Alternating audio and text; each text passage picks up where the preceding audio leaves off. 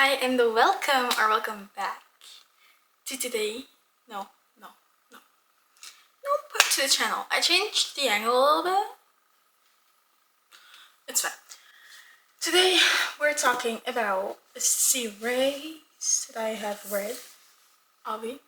Today we're talking about the Dirty Air series by Lauren Asher, which, if I'm not mistaken, is her first published book series. You obviously have the Dreamland Billionaires after that. I think I've already done a video on that.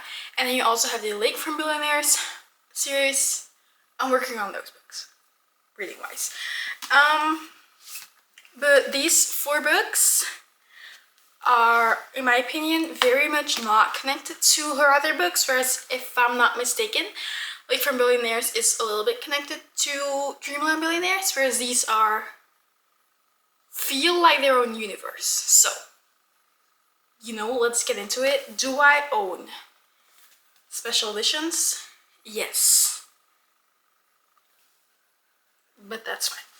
So, in this series, there are 4 books. You have Throttled, which is book 1. Collided, which is book 2. Wrecked, book 3. And Redeemed, book 4. The OG covers look very similar to these, so you'll know. We're gonna go book per book. I'm gonna grab my phone to check for my ratings and stuff. So let's just get into it. Also, this t-shirt is such a vibe. It's a little crazy. If you were like a Dutch girly, Belgian girly, you'll know what I'm wearing. But otherwise, you've no clue why I'm wearing like a climate t-shirt. So let's just get into it. First up, we have Throttled, which it has been quite a while since I read this one. I rated this one 4.5 stars. This book is about Maya and Noah. Noah is a F1 driver. Maya is a post-grad. And she goes with her uncle, her dad, I don't know, on the F1 season after graduating. And she ends up making like behind the scenes content for social media and travel content and all those things. So you have Maya and Noah.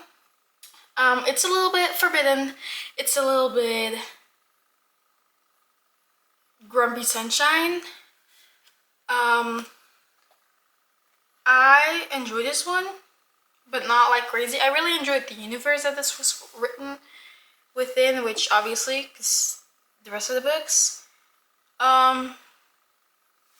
it's kind of forbidden. There's things going on team-wise, like workplace romance, so that's there. This was not my favorite book in the series, but also not my least favorite one. Then we have Collided, which I also rated 4.5 stars. It's about Sophie and Liam. Liam, again, F1 driver. Sophie is part of the rival team. And Liam's boss and dad and shit are all very much against the whole thing. Maya and Sophie actually meet in both these books, like at the beginning, because these 2 books have very similar timelines. So at the beginning of this book, Sophie and Maya meet. You get that interaction in both books through a different point of view, which is fun. And they become pretty close friends. Noah and Liam, I think, do they drive for the same team? I think they drive for the same team. I'm not sure about that. Don't come for me. I'm not an F1 girly. This was interesting. The thing is, these 2 books are quite similar because obviously you have the timeline and there's like things that are pretty much the same. As in, it's both forbidden because of workplace stuff. They're both very attracted to each other from the get-go. So it's very similar, just different trauma. But these are just such fun, spicy, quick little reads. This one has shit to do with drawing.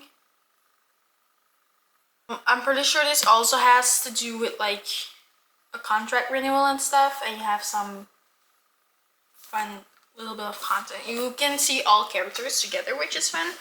Then we have Wrecked, which is about Jax and Elena, and I rated that one, I don't remember, 3 stars. It was very much my least favorite book because of the insane amounts of self-destruction this Jax man is doing. Some people love it. I can enjoy a little bit of self-destruction in a book, but this shit was too much. Okay? It was just too much. Yeah. Jax is on, I think, Liam's team, F1. Anyway, Jax is also an F1 driver. Elena gets hired for PR and basically has to babysit Jax because Jax is an asshole who drinks a lot, who messes up PR-wise quite often until Elena, and then he barely does, and then because of self-destruction and like, oh no, a relationship, no one can love me, he self-destructs by making things appear a nightmare again. So there's drugs, there's alcohol, there's a little bit of like addiction in this one. This one is also the heaviest trauma-wise compared to these two, but I didn't like this one. It wasn't my favorite. Some people absolutely love this book, but not me. Not me. I finished it. I did do that, but I wasn't very happy about the book. What else? Let's see. I think this one has a little review paper. Oh yeah, the London Icy. I read another book with a very similar scene to that one, and I still don't like it. They do stuff they should not be doing on the London Eye or in any type of public place. Ew. No, so that just isn't for me, okay? It's probably a personal thing. Lots of people enjoy that scene. I didn't. It weirded me out a little bit, but okay. I did like the whole like puzzle thing and a little bit of like the way he's kind of a gray, you know? He's a little gray personality-wise, which I can enjoy me some gray men, okay? This shelf looks so empty right now because usually these books are over here, okay? That's why it's so empty. Yeah, I did not enjoy this book. Again, this is workplace romance. So these two books have, again, a similar timeline, and then this one comes after it in the timeline. Oh my god, my voice. Comes after it in the timeline, and it has like Elena also getting mixed up in their friend group, but because obviously Maya and Sophia are already like a thing, you know, so it's a little different friendship wise. But these are all very much in the F1 world, as in they're all racing during the season in all 3 of these books. I think, if I'm not mistaken, this one had an age gap or collided. Let me see. Was it collided? No, I think this one has the age gap and like shit. I do have to say that during... No, I'm gonna say that at the end. It's fine. It's chaotic as fuck again. Then we have the last book, Redeemed, which was my favorite one, and I did in fact rate 5 stars, and it's also my favorite cover. It's about Santiago and Chloe. Santi is Maya's brother, so they're brother and sister. And so that's there. Noah and Santi are best friends, so this is a little bit of best friend, brother's best friend situation. But spoilers, so don't watch if you don't want like spoilers. This one is not as F1 related because of an accident. You learn about it very quickly at the beginning of the story. You learn about this accident that happened, which made Santi lose a leg, which meant he couldn't drive in the F1 world anymore. Now that shit gets fixed by Noah and Liam by the end of the book, and Jax, I don't remember, by the other guys. He ends up racing again, with a special car that is like differently operated.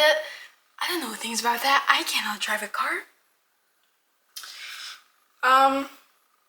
But so Chloe ends up in his town, and this is a fake dating store, and it's a very original fake dating store. Like, it's not, oh, they meet, they need someone to fake date, so they fake date. It's like Chloe's looking for her dad, and she ends up in this town, in Italy, I think? Don't quote me on that. Anyway, she ends up in this town and wants to go meet her dad. Now, the house next to her dad's is kind of looking abandoned. Somehow she ends up trespassing that house, and guess what? That's Santi's house, Alvi. Santi's very dark and she ends up dropping her phone, so she returns. And then Maya and Noah are actually there. And so for some reason, they decide to tell Maya and Noah that they're dating, even though they're absolutely not, because they don't even know each other. And it's very like spontaneous, as in it's not pre-thought out, we're gonna fake date and we're gonna tell them that we're dating. It's a spur of the moment thing. And I love that about this book. I love how the spice in this book has meaning because of the fact that Santi is very insecure about his body after the accident, and so I love the meaning of the spice. You'll only get that if you read this. And then they fall in love, Avi. So, one thing that all these books have in common, you will cry during the fucking prologue, as in within the first 10 pages, you will be crying. Because either something, actually I don't remember about Throttle, but about these three I do. Either someone will die, or someone will get in an accident, or something horrific will happen, period.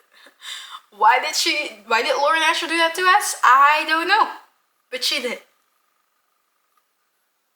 And it makes you want to read, that's for sure. Now, these three books are all very similar, as in they're all attracted to each other from the get-go. Why am I consistently doing like, you know I am doing that. They all like are attracted to each other physically, but it's kind of like, oh no, we can't date because of reasons. So that's it was a little, by the third book I was a little like, yeah, I need something else. Why is it the same? These are all the same but different, whereas this one it really felt completely different, which I enjoyed. And like Maya from book 1 is one of my favorite characters during the entire series, so that's fun. I don't know what else to say actually.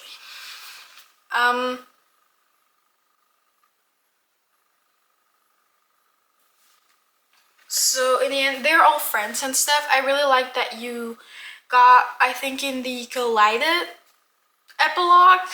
Yes, I read epilogues and I enjoy epilogues, okay? I know that's not necessarily a popular opinion.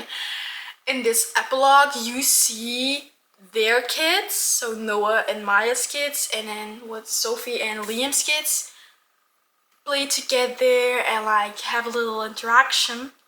And I think also in Redeemed you get a little bit of that. Honestly, within these books, I would love to get books for their kids, because it's kind of hinted at that they're one of their, I don't know, one of these have a daughter, one of them have a son, and they are kind of lovey-dovey. I would love to see books about them, which I've never actually thought like, I want to have a series about kids. The kids in people's books. Like, I've never thought that about something. Truly never, not with one book I've read. So that's kind of, I don't know, a different thought that came to me. Yeah. What do you want me to say about Lauren Asher books? There are contemporary romances that have spice. I feel like they fall in the same category in my brain as like Anna Wong does. And who else falls in that category, honestly? Like Hannah Grace, but also not really. Maybe Elsie Silver, but that also feels like a completely different type of book. I actually think I have any other authors where I'm like, they fall in the same category in my brain. I love that. So Laura Nasher and Anna Wong both have their own shelves on my bookshelf, so that I think that tells you about how much I like these authors. And somehow I always manage to bring Anna Wong up. I don't know how my brain does that. Yeah, that's all. I don't really think I have anything else to say about this series. So these, I think, are not really connected again to any of her other series, but on that I will hopefully eventually do a video when I read the Lake from Billionaire trilogy. Maybe someday. Someday, some way, becomes a miracle to find me. I close my eyes to see the girl I don't know. I think I should stop talking because I'm not making any sense anymore. So that's on the 30-year series. I would really recommend reading this series if you are interested in it. If you're like, I don't know if F1 is for me neither, girl, me neither. I don't watch F1. I have no clue about F1. No clue at all. Like, zero clue. I have no idea what's going on there. I just know that my niece loves it. But it did interest me after reading these books. So I was a little like, maybe, and I was like, no, never mind, sports. So yeah. I'll keep it at F1 romances for now. But basically that counts for any sports romance. But I think that the difference about like most sport romances have like soccer or football or hockey, or I think that's about it. But this one, like F1, just feels different than those sports, whereas like soccer and hockey and stuff all somehow in my brain fall into the same category sports-wise, even though they're not at all the same kind of sport. These, you know what? No, they're all team sports, and these are all individual. Like F1 is an individual sport a lot more than soccer is, and obviously there's a whole team behind it, but it's different from like football, soccer, hockey, all those things where you're actually playing on a field in a team. You get me? Okay, now it's time to stop talking. That was my last thought for this video. If you enjoyed it, make sure to leave a thumbs up. I don't want to say that shit anymore, so I'm not going to. Anyhow, hopefully you enjoyed it. Love you. Bye.